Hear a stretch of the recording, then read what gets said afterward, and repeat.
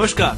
94.3 my FM पर मैं हूं आरजे विकास और आपके लिए लेकर हाजिर हूं माय आइकन। आज हम बात करने वाले हैं ग्वालियर कलेक्टर पी नरहरि से, जिनसे हम बात करेंगे लोकसभा चुनावों की तैयारियों को लेकर। विधानसभा चुनावों में उन्होंने एक बहुत बड़ी जिम्मेदारी को बखूबी निभाया था, तो इस बार वो अपनी जिम्मेदारी कैसे निभाने वाले हैं, चलिए उन्हीं से पूछ लेते हैं। विधानसभा चुनाव तो संपन्न हो चुके हैं, लेकिन लोकसभा चुनावों को लेकर आपकी क्या तैयारियां हैं?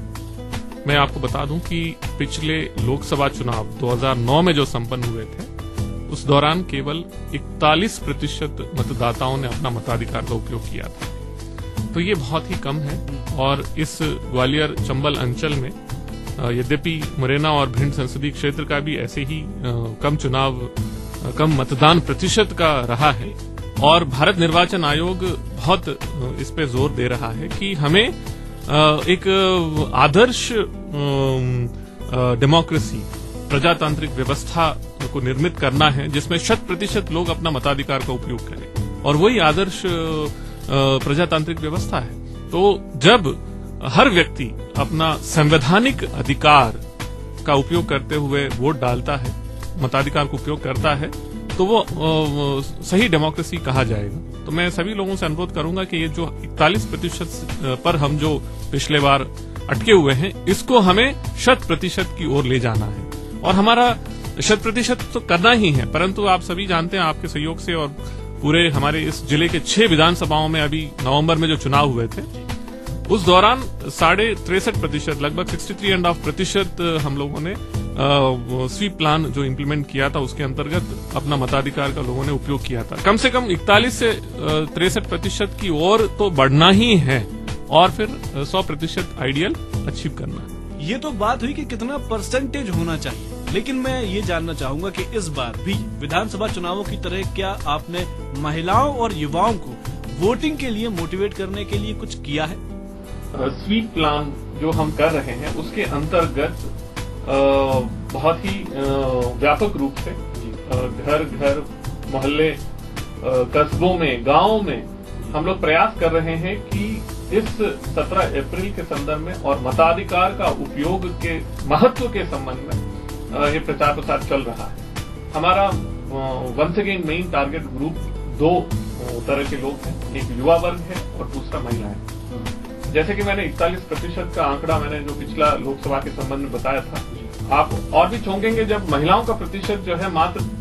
30-31% रहा है, यानी कि पुरुषों की तुलना में 10-12% कम महिलाओं ने वोट डाला था। जबकि संविधान ने सबको समान अधिकार दिया है, सबको बराबर का अधिकार दिया है, चाहे महिला हो पुरुष हो, आपका उतना ही महत्वपूर्ण मताधिकार है जितना पुरुषों का है। तो महिलाएं पीछे क्यों? तो इसके लिए हम लोग एक कार्यक्रम चला रहे हैं जिसमें हमारे महिला बाल विकास, स्वास्थ्य और हमारे पंचायत से संबंधित अधिकारी कर्मचारियों के माध्यम से ये प्रयास कर रहे हैं कि महिलाओं को इस संदर्भ में प्रेरित करें। इस बार हम लोग इस चैनल के माध्यम से भी, अपने एफएम चैनल के माध्यम से भी मैं अनुरोध करूंगा कि हम इस बार जो टारगेट कर रहे हैं, हमारे ऐसे middle class, upper middle class और रिच क्लास जिसको हम कहते हैं, जो लोग किसी न किसी रूप में मतदान के दिन मताधिकार करने नहीं जाते, जैसे कि हमारे यहाँ कंटोनमेंट बोर्ड है, एयरफोर्स है, आर्मी का एरिया है, बीएसएफ है, एनसीसी है, सीआरपीएफ है और बड़े बड़े ऐसे हाई राइज बिल्डिंग्स हैं, कॉलोनीज हैं, वहां के जितने भी महिलाएं हैं, उनको इस बार हम लोग प्रेरित कर रहे हैं कि जनरली हमने ये देखा है, महसूस किया है कि यहाँ से बहुत कम लोग अपना मतदान करने पहुंचते हैं, तो उनको भी इस बार हम लोग इस चुनाव के मुख्य धारा से जोड़ने का प्रयास करें। विधानसभा चुनाव के समय तो सर्दी का मौसम था, लेकिन अब गर्मियों का मौसम है और जब वोटर जाएगा वोटिंग करने तो कुछ बेसिक सहूलियतें उसे चाहिए होंगी। तो क्या तैयारियां हैं उनको लेकर और टाइमिंग को लेकर क्या चेंजेस किए गए हैं? और भारत निर्वाचन आयोग गर्मियों को दृष्टिगत रखते हुए और इस बार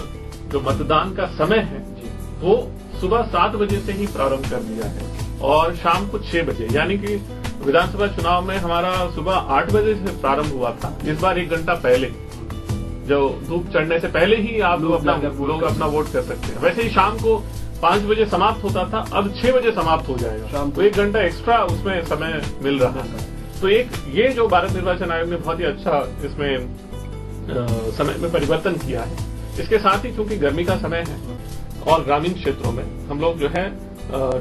ठंडे पानी की व्यवस्था भी कर रहे हैं, मटके युक्त पानी का व्यवस्था करेंगे और छाया जो महत्वपूर्ण है, क्योंकि कई ऐसे हमारे मतदान केंद्र है जहां पे छाया की व्यवस्था नहीं है, तो हम लोग टेंट लगा के मतदाताओं को जो लाइन में खड़ा करते हैं तो टेंट के छाया के अंतर्गत खड़े होके और फिर अपना मतदान करें। इसके अलावा मतदान केंद्र में भी जहां जहां पे भी संभव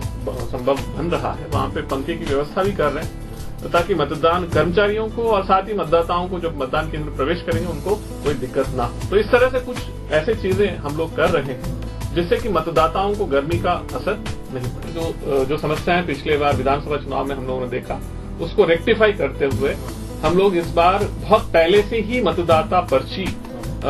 जारी कर रहे हैं और हमारा बूथ लेवल अधिकारी मतदान का जो मतदाता स्लिप है, वोटर स्लिप, वो घर घर जाके बांटेगा। तो ये व्यवस्था हम लोग कर रहे हैं, परंतु यहाँ पे मैं बताना चाहूंगा कि ये आपकी सुविधा के लिए है, मतदाता की सुविधा के लिए। इसके अलावा आपके पास पहले से ही वोटर आइडेंटिटी कार्ड बना हुआ है जो आपके पास है, तो आप ये वोटर आइडेंटिटी कार्ड अथवा ये वोटर स्लिप, ये दोनों में से कोई एक, दोनों एक साथ ले जाने की आवश्यकता नहीं है, बट अगर आपके पास है तो दोनों ले जाएं। तो या तो वोटर कार्ड या वोटर स्लिप लेके मतदान केंद्र पे पहुंचेंगे तो निश्चित ही आपको मतदान करने दिया जाएगा। आपने ये सारी जानकारियां तो हमें बखूबी दे दी हैं, लेकिन आप ग्वालियर से लोगों से क्या कहना चाहेंगे? सभी हमारे जिले वासियों से और इस संसदीय क्षेत्र के वासियों से अनुरोध करूंगा कि 17 अप्रैल हमारे लिए बहुत महत्वपूर्ण दिन है। 17 अप्रैल को 3 ग्वालियर संसदीय क्षेत्र के लिए एक साथ वोटिंग होगा और आपके वोट के आधार पर हमारे इस संसदीय क्षेत्र के लिए एक सांसद चुने जाएंगे और ये भारत का सर्वोच्च पंचायत पार्लियामेंट और उसके अंतर्गत लोकसभा के लिए चुनाव है। तो 17 अप्रैल हमारे लिए अत्यंत महत्वपूर्ण दिन है। तो मैं सभी से अनुरोध करूंगा कि चाहे जो भी काम आप कर रहे हो हमारे देश के लिए और हमारे इस संसदीय क्षेत्र के लिए उपयुक्त योग्य व्यक्ति चुनने के लिए कृपया 17 अप्रैल को सब काम छोड़ के वोट डालने जरूर जाएं।